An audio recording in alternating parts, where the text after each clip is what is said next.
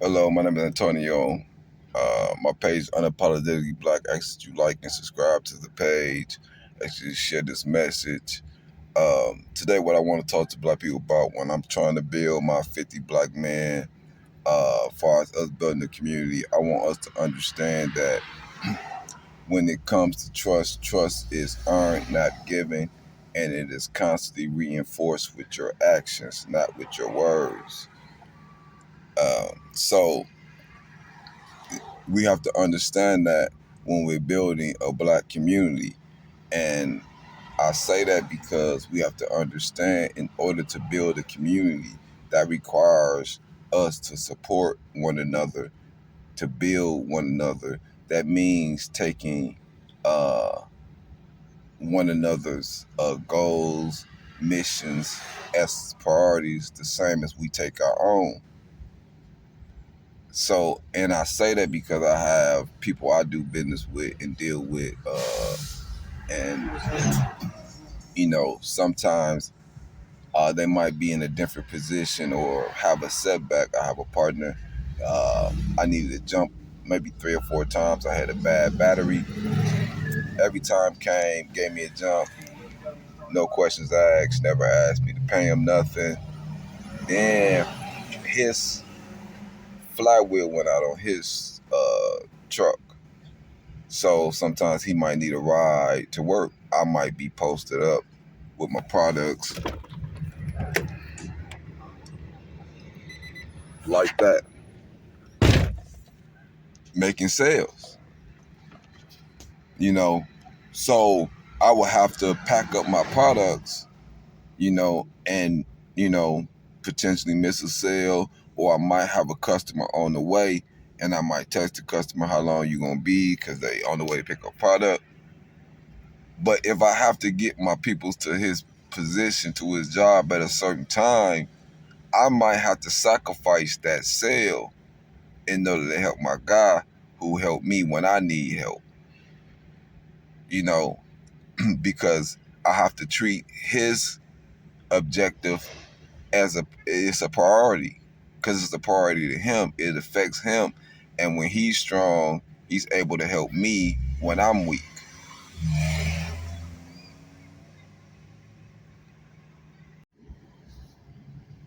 And and the flip side about that, I can tell, that when he called me, anytime he called me for that support, I was the last resort because he knew what I was doing.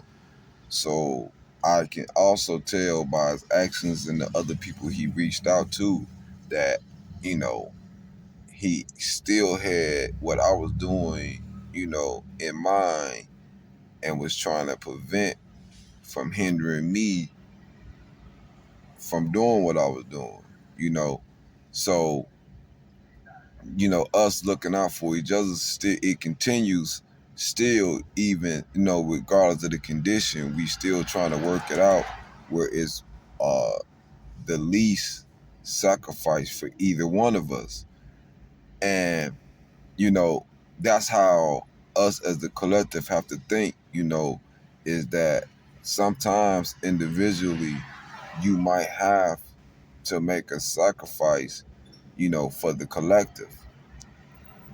But if you put the collective, before the individual, you know, the individual will always have a foundation. He will always have, a source to build from. And that's what we lack. We lack a collective support system, to pull from.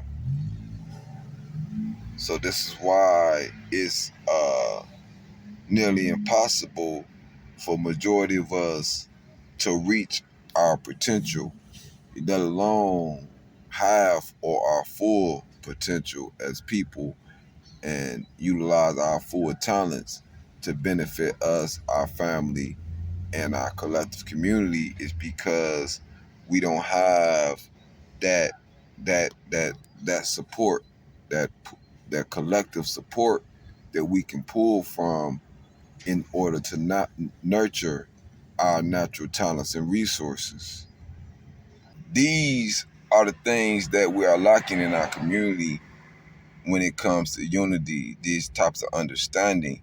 And these are the type of things we need to build individually in our relationships, in order for us to strengthen as a community. And that starts, individually with yourself and how you treat others and how you expect others to treat you. And then y'all can reciprocate that with others that you bring into your circle. But it's just mandatory that us as people start to establish a code of conduct, and make it verbal, that code of conduct that we expect, people to abide by in order to be within our friendship circle, because and initially that was the basis of a family, the nuclear family, the husband and wife coming together, building a foundation that was contributed from both husband and wife's family, you know, and that allowed the next generation to also have an inheritance to pull from. But as black people, we've been stripped of all inheritance. And 78% of black husbands were in their homes married to the mother of their children when they started the social engineering of the welfare state. Fast forward 50 years, 78% of black children are being raised in single-headed households. This is destruction personified. we have to remember that King died 1968 in Memphis, Tennessee, fighting for equal pay for black sanitary workers. 1973, inflation started to outpace wages. Black men still face high discrimination at the workplace and was unable to maintain secure jobs in mass numbers, secure or stable work in mass numbers in the 70s. The government offered black women welfare with the requirement that the black man could not be in the house, shifting the balance of power in the black family household, destroying the black family nucleus. Destroying that black family nucleus meant separating the resources of the father and the wife to separate housings, paying separate bills, and depriving resources that could be placed into that child, depriving the time and energy that a two-parent household can invest in a child. All this occurred due to the racial discrimination that black men faced in the workplace and the benefits that women received to discard their children fathers through the government, or the consequences they faced for housing the fathers of their children. All this created by the government. This separation of the black nucleus family weakened the resources we had to place into the next generation. College crisis. All over the nation, empty nests are not so empty anymore because a growing number of college graduates are moving back in with their parents. Our Nancy Liu is joining us with more on the new normal. Nancy, I guess I never thought that it was going away, that kids moved back home once they were over age. Oh, but it is back big time, Adrienne. They are called boomerang kids. You send them out, they come right back, because these days having a college degree does not guarantee a high-paying job or any job at all. So college graduates are moving back in with their parents in record numbers. I made these forever ago. More than 3 years since graduating from college, 25-year-old Zoe Zarenda is back in her childhood bedroom in Connecticut. We did this at a birthday party. I think I was maybe turning 10 or something. And now she's regretting the bedroom color she picked as a teenager. It's this god-awful blue that I decided to paint it when I was 13, 14 years old. Never would have. This pink carpet has been here since they moved in when I was in my mom's stomach. This wasn't the plan, working remotely from her parents' home. But Zoe has student loan debt and makes less than $55,000 a year working for a pharmaceutical company.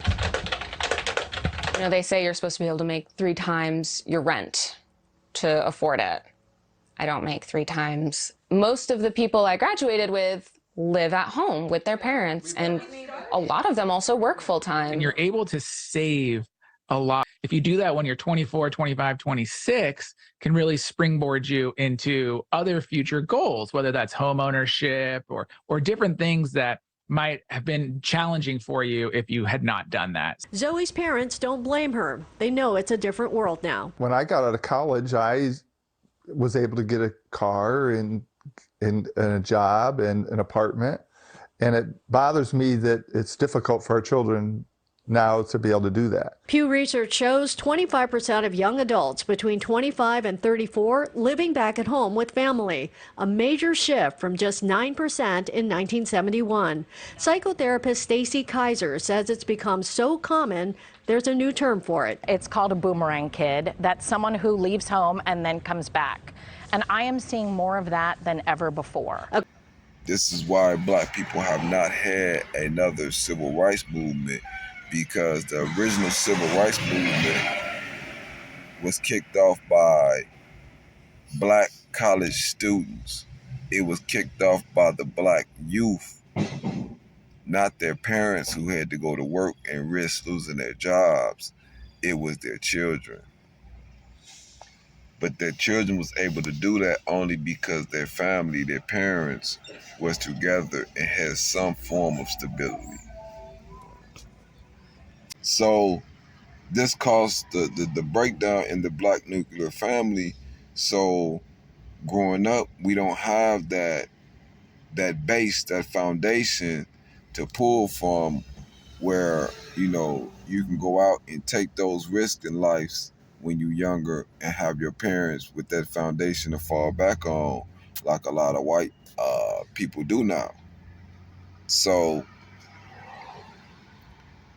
in order to get back to that situation, you know, we have to start with whoever we circulate, you know, with, you know, whoever we deal with. You know, we need to build that that unity of we stronger together.